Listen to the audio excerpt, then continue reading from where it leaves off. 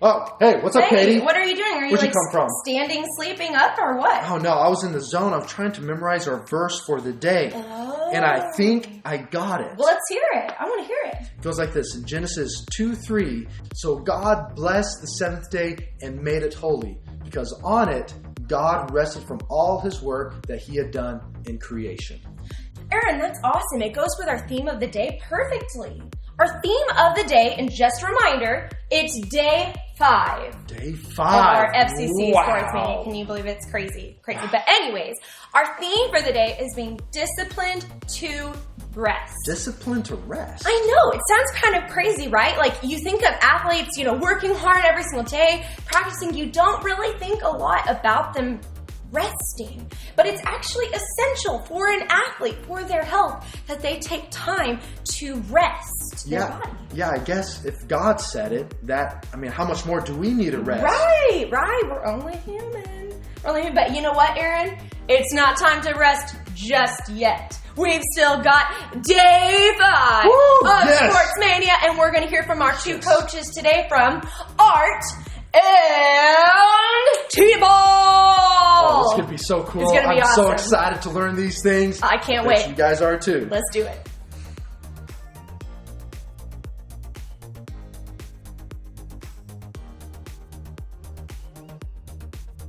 Hey, my name is Zach Hansen, and I'm here to teach you about baseball. So the first things first is we're going to go over hand placement on the ball.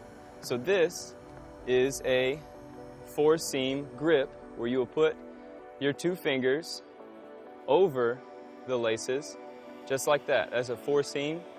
Then, if we want to throw a 2-seam, we would put our fingers on top of the laces, just like this. So we have a 2-seam fastball and a 4-seam fastball. So in a 4-seam, this is how we would want to throw if we're just playing catch or if we're just throwing in a normal game. But a 2-seam is if we wanted to pitch and we throw something different. Okay? So now, if I'm prepared, we're going to go over how to throw the baseball. So we'll start out like this, and we would point our foot at what we're throwing to or who we're throwing to, and our body and our feet should look like a T. Then I would point my glove to the person I'm throwing to, and my arm would be stretched out over here, and our body should look like a T. Then I would tuck my glove and end up here, and as I'm here, I would flick my wrist, and it should go to exactly where I want it to throw. So the actual throw would look like this, and that's how we would throw a ball. All right, so now we're going to go over how to receive a grounder. So when the ball's hit and the ball's coming at you on the ground, we want to set our legs out wide and put our butt down and make sure that your glove is touching the ground. Some people, when the ball's coming, they don't always have the ball to the ground. So you make sure that that glove is on the ground, scoop it up, and make sure that your hand is ready to receive the ball and then to throw. There's something to remember when we're catching the ball. So if the ball is above your belly button, you want the glove to be positioned like this. If the ball is coming at you lower than your belly button, you want to position your glove like this. This makes it way easier to catch the ball. So when it's above your belly button, we're catching it like this. When it's below your belly button, you're catching it like that. Simple. We're going to go talking about the bat and how to hold it. So there's 2 ways you could hold it. So where your knuckles are lined up like this. Then you could also, a lot of people hold it like this. But this makes it easier to swing all the way through when all of your finger knuckles are lined up like so. But you can hold it like this. It's all about comfortability. So if you're comfortable, you go ahead and do what you think is best. But when we're getting ready to hit, you want your feet to be shoulder width apart and lined up with the plate. Some people like to put their foot out and put a lot of weight on their back foot, and that seems to be good. So if you want to wait for a good pitch, you have your foot out and you're sitting on your back foot. When you swing, it's more of a push than a complete swing around, because you'll roll over the ball like this. We want to push the ball. We're basically punching it and then we swing around, okay?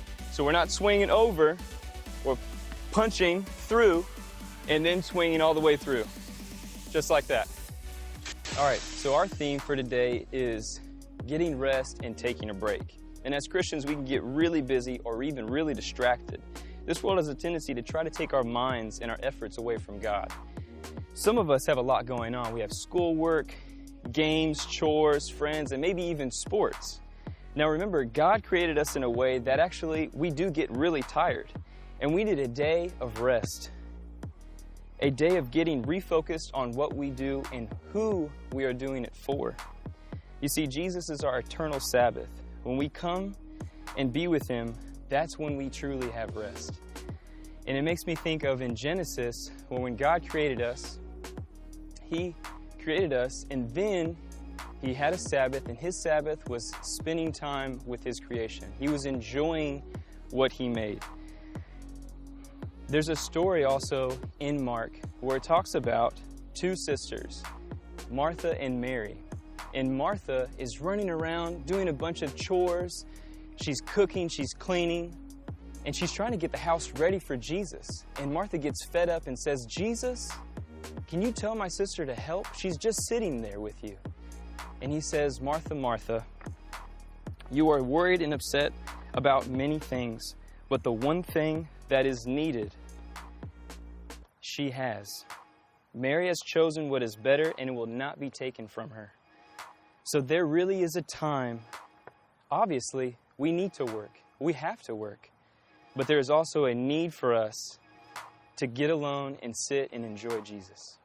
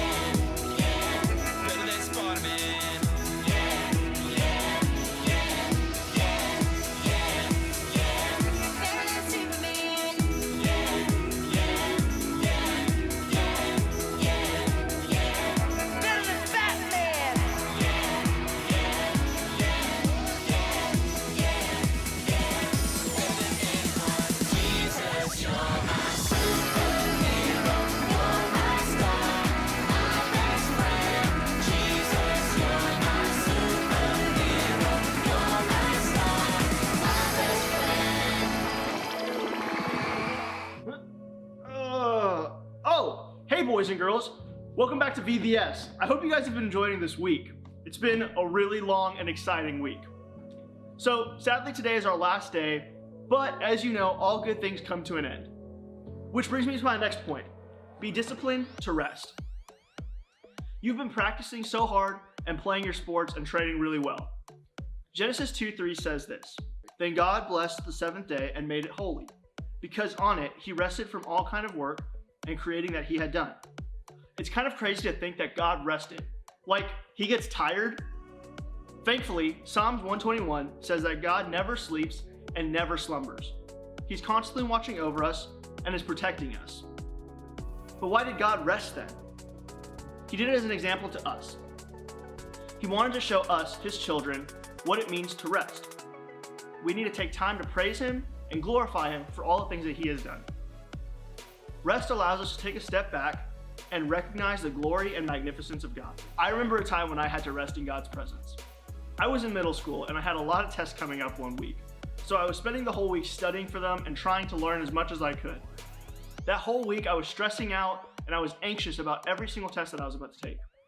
Finally, God stopped me and he said, "Shane, I need you to rest. Rest in my presence and hear my voice." So I did. And finally, when the test came up, I did extremely well on them. The Bible says to cast all of our cares and anxieties on Jesus, which is also a sign of resting in his presence. After I rested in God's presence and asked him what I should do, I was able to be more focused in school. When I casted my anxiety and worry on him, I felt more free than I had ever felt in my entire life.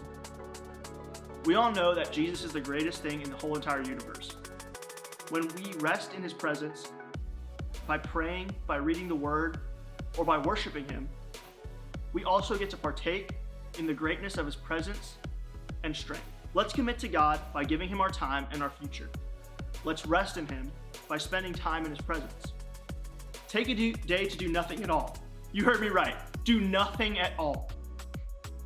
A day to just relax. Maybe you want to play a video game. Maybe you want to watch TV or hang out with family. Maybe you want to go fishing or swimming. But whatever you do, do it for the glory of God. Honor God in that day and rest in his presence. Listen to his voice and be guided by his spirit. Now it's time for me to go back to sleep. See you guys later.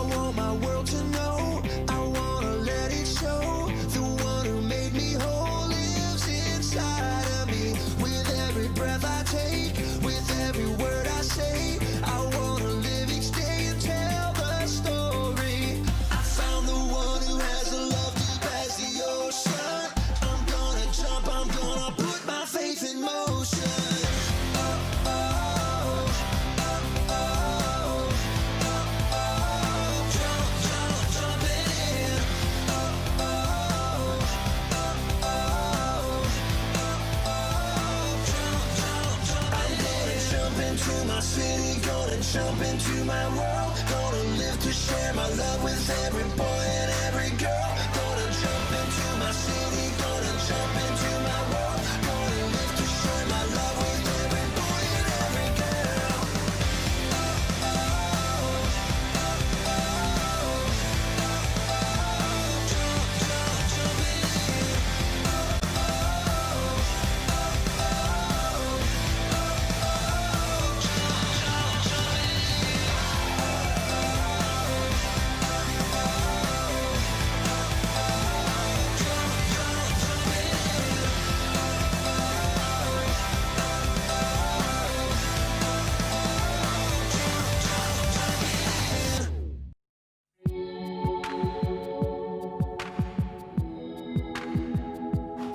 guys, Coach Jean here. I'm going to be your art coach today. We're going to go over a little art technique. So if you have a pencil and a paper, go ahead and grab it. I'm going to teach you the proportions of the face so that when you sketch, you can draw a more realistic face and maybe go over the detail of the eye. All right, let's get started. For our face, we're going to start with a nice oval. And then what we're going to do is we're going to draw a line right down the center of that oval. We're going to draw another line right at the middle, horizontally across. And right at this line, this is where the middle of our eyes are going to go. Okay, the eyes are actually inset in the middle of the face. If you look at someone's face, they're always in the middle. If you draw them too high, then that face is going to look older. Younger people, like babies, their eyes are about a third of the way down, and that's because they're geniuses and they have big brains. Okay, so what we're going to do at the bottom half of this is we're going to cut it again right in half, and this is going to be the bottom of our nose. Okay, and then what we're going to do is cut this, the rest at the bottom, again right in half, and this is going to be the bottom of our lips. Okay, so for our eyes, we're going to separate this into 3 equal sections. 1, 2, 3. Okay, and our eyes are going to go right here, right in the middle of these lines, and you should have the same distance between each eye, the same size between each eye. Okay, then for our nose, the bottom of your nose is going to go right here. Okay, I'm just going to draw a real quick nose and lips. The lips come about 3/4 of the way up to the nose. Okay, and the lips should be about the same size as the actual eyeballs, give or take a little bit. And these are all just general proportions. If you want to do someone specific, you really need to study the shape of their face. So then we'll have our nice eyebrows. They'll go right here. They're about a little bit larger than the eyeball. Okay. And our nose bridge will come here, and our hairline will come about 1/4 of the way down and cut across the face here. Okay. And our ears will come about where the eyeball is, a little higher, and it will generally come right around the nose area. Okay, depending on how big your ears are. Mine are bigger, so they probably come right down here. Anyway, so for the eyes, what we're going to do is draw this pupil right in the middle here. Okay, and if you don't want your person to look shocked, the eyelid actually cuts right over the top of that eyeball. Okay, here's our pupil. The pupil is the darkest part of the eye, so let's shade that real dark. Leave a nice white little speck to show the light, and outline that eyeball. We're going to shade the top of it, okay, because there's a shadow being cast from this eyelid. And draw these little filament lines that you see in an eyeball. Okay, now draw the rest of your shape of your eye. It should curve up. Okay, and if you want to draw little lashes, you got little lashes right there. Okay, and now that I'm looking at this, these eyebrows are probably a little too high. We probably need to bring those down a bit.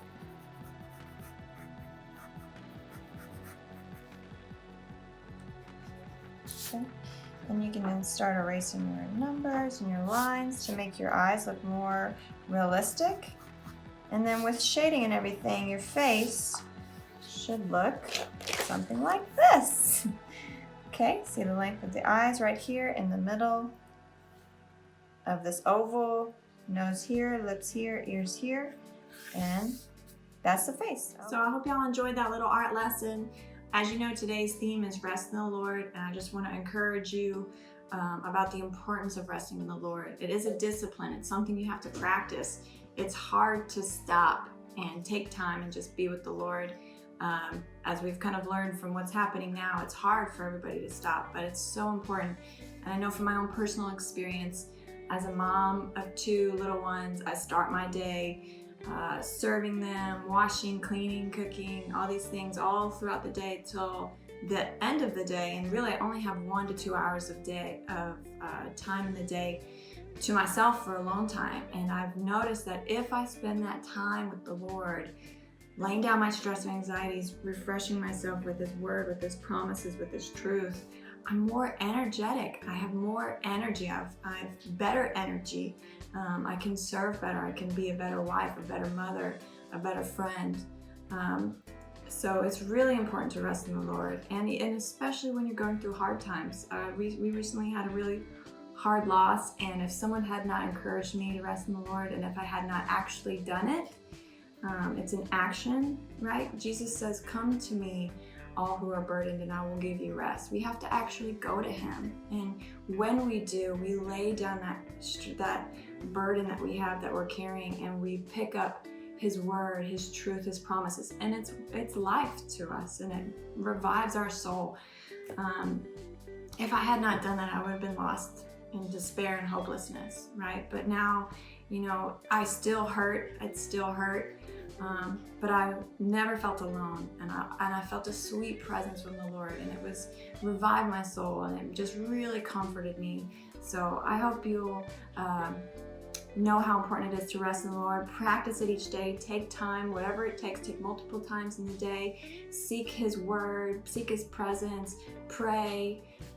And you'll feel that rest. You'll feel that comfort. Everything you're holding on to, you'll feel the Lord just lift it up as you remember and see the big picture of things, right? Just like in art, you need to see the whole face. That's the same thing is true in life. We have to see the whole picture, and God is the only one who has that and will allow us to see that. So rest in the Lord, and I hope you enjoyed this time. All right, bye guys.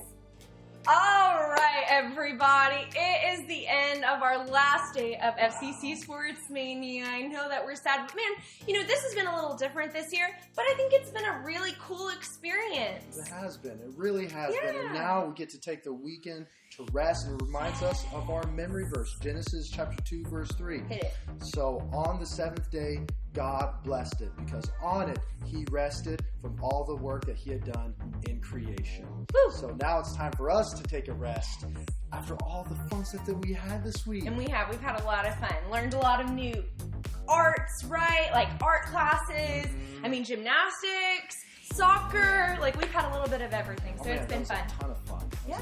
All our coaches were awesome. It sure is. Yeah. So, hey, comment down below which one was your favorite coach. And also know that our entire series is on YouTube, that you can share it with all your friends who didn't get to experience VBS. So please do that for us. You're going to bless them. And, man, I just had a great time with you guys. Yeah, it was awesome. We love you guys, and we will see you next year. Bye.